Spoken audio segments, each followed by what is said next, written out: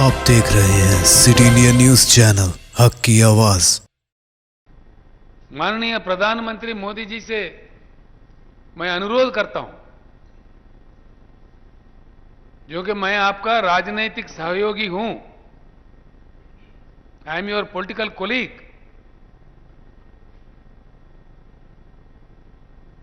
आपने प्रधानमंत्री बना, मैंने उसी साल में मैंने भी चीफ मिनिस्टर बना। 8 साल से मैं आपके साथ मिलकर काम कर रहा हूं इस देश में।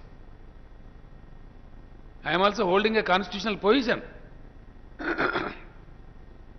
मैं इससे पहले भी आपको सुझाव दिया था मोदी जी, आज भी देता हूं, ये कांड को रोकिए, इस प्रहार को समाप्त कीजिए, लोकतंत्र का मान्यता को मानिए। ये प्रहार ठीक नहीं है, ये आपको श्रेय नहीं देगा, हिंदुस्तान के इतिहास में आपका स्थान खराब होगा। बिल्कुल ये सच बात मैं कह रहा हूं। आप 2 बार प्रधानमंत्री बन चुके हैं, चाहते क्या है और क्या चाहते हैं? कुछ अच्छे काम कीजिए, अच्छा नाम कमाइए, इतिहास में अच्छा जगह बनाइए। ये क्या हो रहा है? आप खुद कदम उठाइए। इस कांड में जो भी जिम्मेदार है, सारे लोगों को गिरफ्तार करवाइए, जांच पड़ताल करवाइए। मैं अनुरोध करता हूं, इस प्रकार से लोकतंत्र का हत्या करते हुए, राज्यों के सरकारों को गिराते हुए, सब लोगों को एक खौफ में, डर में रखते हुए क्या क्या कमाना चाह रहे हैं आप? क्या पाना चाह रहे हैं? भगवान ने आपकी किस्मत में बहुत बड़ा जगह दिया आपको।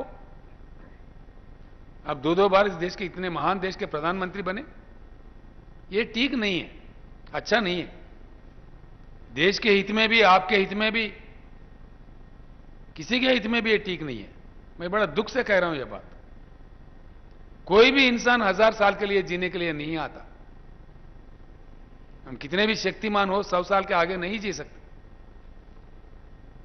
क्यों इतना बुरा काम हमको करना चाहिए?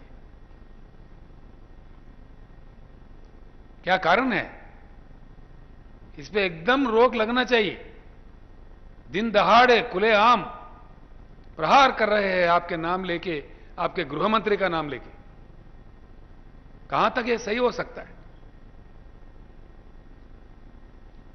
इसको लगाम लगाइए, रोकिए इसको। देश के पूरे युवाओं से, देश के छात्रों से, देश के बुद्धिजीवियों से,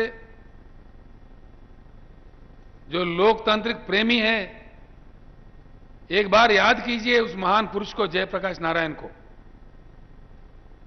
आज फिर समय आया है। आजादी का जंग जब गांधी जी लड़ रहे थे तो वो बैरिटला थे, बहुत धनवान थे, वो भी ऐश कर सकते थे अपनी जिंदगी को। जवाहरलाल नेहरू भी ऐश कर सकते थे, इतने धनवान आदमी थे। भगत सिंह जी शहीद हुए इस देश के आजादी पाने के लिए। सरदार वल्लभ भाई पटेल कई कुर्बानियां दी। हमारा देश का परंपरा है, संस्कृति है, इतनी गरिमा है भारत का, पूरी दुनिया भर में, विश्व भर में एक जगह है, एक मान्यता है हमारे देश का। और भारत दुनिया में सबसे बड़ा लोकतंत्र देश है। India is the largest democracy of the world.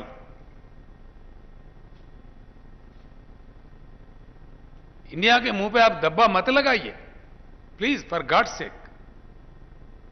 I pray with folded hands. रोकिए इसको।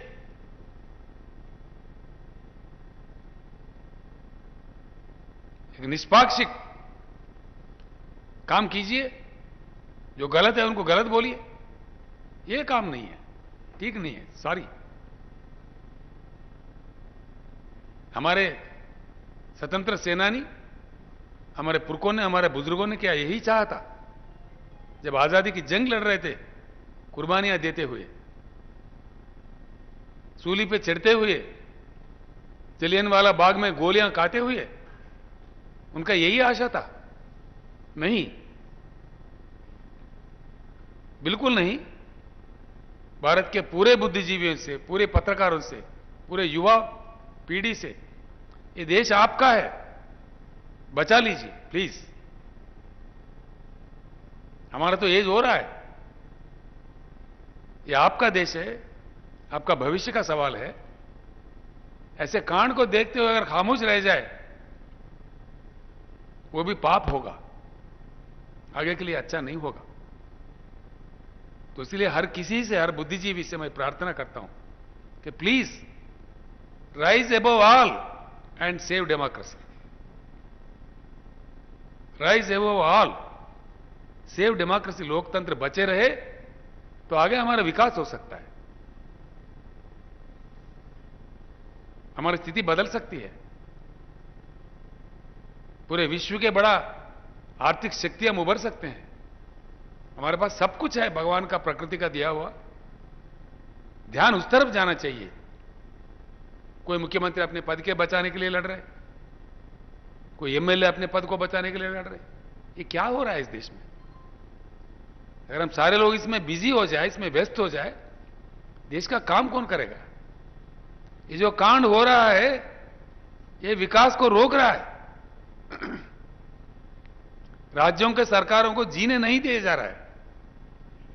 उनका कंसंट्रेशन विकास से हटके राजनीति में जा रहा है। इसका नतीजा क्या होगा? आज ही देश बहुत बड़ी मुश्किल में है। रुपया गिर रहा है, इन्फ्लेशन थमने का नाम नहीं ले रहा है, गरीब परेशान है, हर चीज का दाम बढ़ता है, बेरोजगारी बढ़ रहा है। अंतर्राष्ट्रीय स्तर पर जो सूचियां होते हैं उसमें पूरे गिरावट आ रही है। देश का मान्यता कम हो रहा है। फॉरेन एक्सचेंज का पूरा रिजर्व्स गल जा रहा है। उन चीजों पर ध्यान दीजिए ना। इस कांड को छोड़ के, इस प्रहार को बंद करके ध्यान उस तरफ कीजिए ताकि देश का कोई भलाई हो।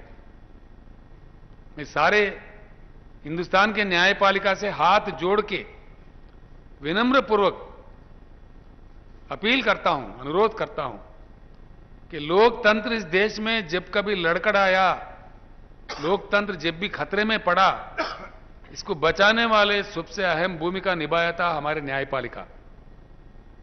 मुझे पूर्ण विश्वास है मैं ही था न्यायपालिका के जरिए हिंदुस्तान में सारे राजनीतिक पार्टियों को सिंबल देने का स्थिति पैदा करने वाला मैं ही था। टीआरएस पार्टी ही था। जब इलेक्शन कमीशन, चुनाव आयोग ने सिंबल देने के लिए इनकार किया था, मैंने न्यायपालिका का दरवाजा खटखटाया, वहां से मुझे न्याय मिला। मुझे ही नहीं बल्कि सारे हिंदुस्तान में जितने पार्टियां हैं उन लोगों को कॉमन सिंबल दिया जा रहा है। ऐसा न्यायपालिका का गरिमा है। देश के भलाई के लिए, देश के जनता के लिए कई अच्छे अच्छे जजमेंट्स आए हैं, अच्छे अच्छे काम हुए हैं न्यायपालिका के जरिए। आज भी मैं पूरा आशा करता हूं इन ताकतों को,